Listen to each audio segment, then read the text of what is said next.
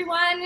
My name is Angelique Jackson, film and media reporter at Variety, and welcome to Variety's virtual studio at the Toronto International Film Festival. We are here with the cast and crew of One Night in Miami.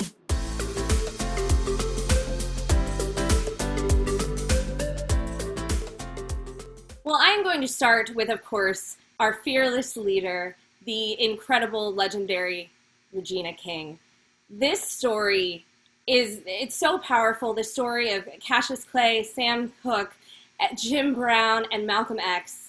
Why was this film what you wanted to have as your feature directorial debut? It was on the page. When I read Kemp Powers' script, it just blew me away. I felt like I'd never seen conversations like this on screen before, and perhaps there's always someone out there that will have dug up something to tell me that I'm wrong, and so I will rephrase that and say I've never seen, and so I just felt like what Kemp wrote was just so beautiful, and I felt I wanted to be a part of this. There was a part of me that was like, if I was a man, I would want to play one of these roles. I would be doing whatever I can to play one of these roles. And just as a mother, as a niece, as a daughter of a Black man, I just felt like I wanted to tell a story or be a part of telling a story that every Black man that I know and love can see a bit of himself in that story. And then, of course, you have these four incredible actors taking on these iconic, legendary men. Who signed on first? Aldis Hodge. All right, sir, then we will start with you. Portraying Jim Brown, what was it about him that made you want to be a part of this film, and how did you find your inner Jim Brown? You mean no one else is coming? Oh, rest assured, my brother, you're not missing anything. When I started doing my research on Jim Brown back in the 60s, and I started really sort of enveloping all of those different interviews he did, how he was speaking on the power of Black economics, how he was so forward thinking in that particular time, I said, all right, his presence here, there's so much potential to really express the need and the desire for that self-awareness, that self-knowledge for what we're trying to do now. Also, the conversation that these men are having throughout this entire film speaks to everything that we're dealing with now. So we can put that conversation on a grand stage and help to either teach people what it is we're going through, and also teach us how to have that conversation within our own circles so that we can keep moving forward towards real progress. Oh my goodness. Cash. What's wrong, Cash? What? Cash, what? Why am I so pretty? Eli and Kingsley, you both had previously auditioned to play Cassius Clay, and how did that go to this, where Eli is Cassius and Kingsley, you are Malcolm X? I just simply got too old. I waited you out. He went for this. He beat me out for another role to play Cassius. We both went for a role that Ang Lee was doing that didn't end up getting made. He booked it. I was close. And I was too young. That was the note that I got back. Maybe he was just better than me, but my age just made me feel better by saying I was too young.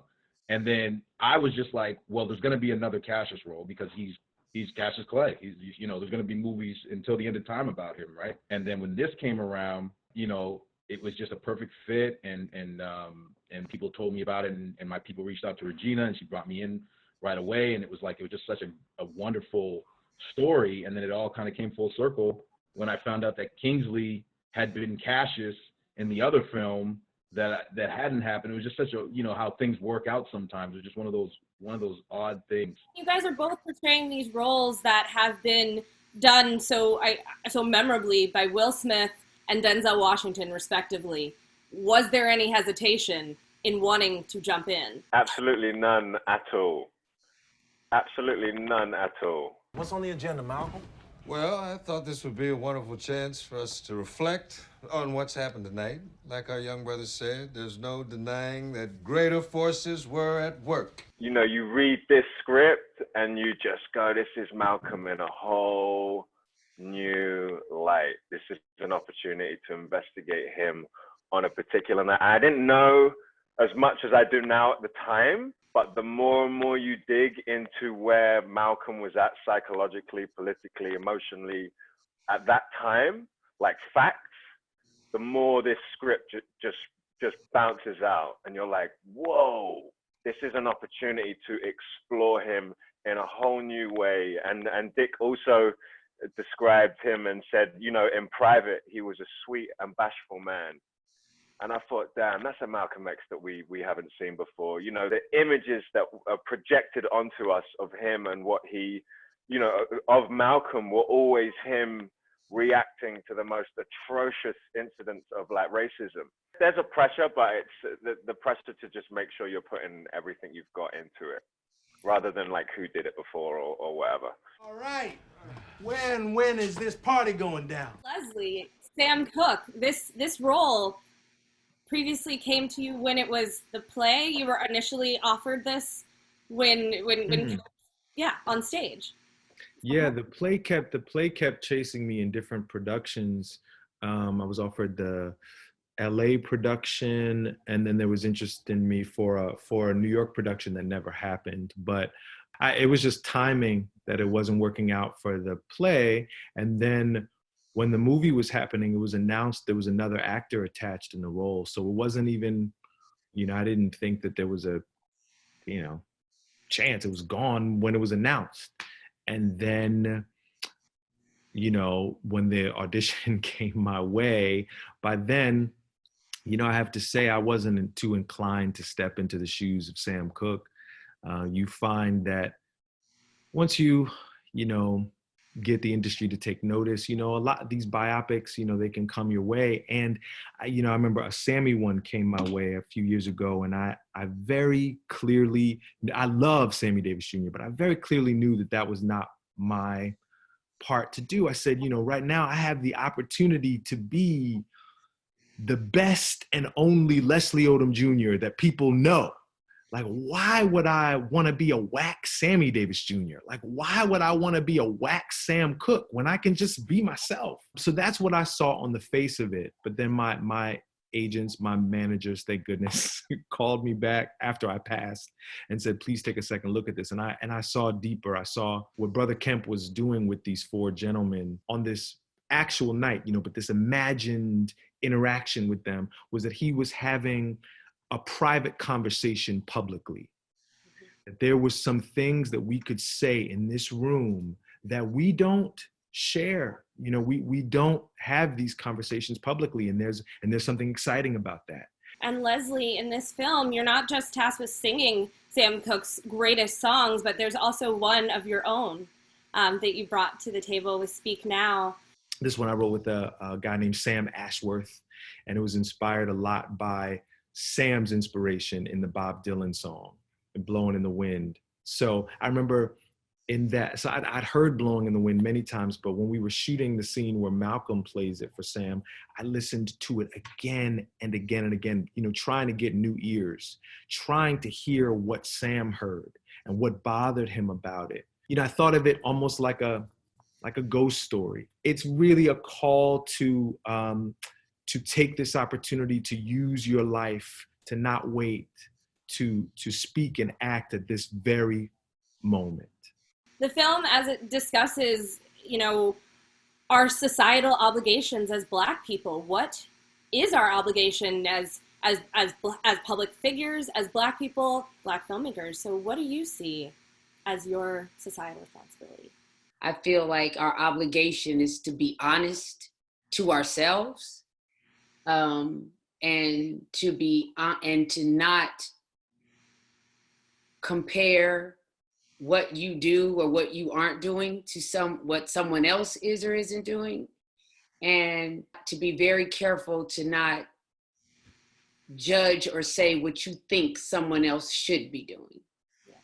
And So for me, my responsibility is to continue to educate myself and to continue to speak my truth. I feel like if I speak to that, then I am living my purpose, the purpose that I was put on this earth to fulfill. So yeah, living and speaking my truth. Sometimes the message is lost in one's abrasion to not wanting to see another or acknowledge another reality, another, distinction outside of their own. And I think something that this film calls to so specifically is the fact that these men are all tied very closely with this overarching scenario, but they all live in different realities, right? And how are they coming together to have that conversation to figure it out? This is such a beautiful film that speaks to the humanity of these legends that we haven't gotten to know as humans. And we're looking at, Hollywood as it moves forward, as Hollywood adapts in the midst of this racial reckoning. We look at things like the Oscars coming up with their inclusion rules. What do you make of those? What do you make of what we do next? What is the next step? Yeah, I think when you talk about the Oscars and the inclusion, I look at it as an opportunity to expand, to be able to think beyond. I'm hoping that people will be more creative and think that the role was written. You can hire a person that's not white for that role because there's nothing in that role that color has anything to do with. And if you are going to cast someone that you may have written it with someone white in mind, but then you cast someone that's Black in it, allow them to bring all of those wonderful things that have to do with being Black to the role that makes it that much more complex, and not saying that wonderful things about being Black, meaning that it has to have a certain racial tone to it. But for example, if it was written a certain way and there's a scene about hair or doing your hair and you cast me in it, that's going to be a different hair scene than it probably is going to be if Reese Witherspoon was doing the hair scene. So allow those things that are specific to the person that's playing a B in that story. So I look at it as an opportunity of true growth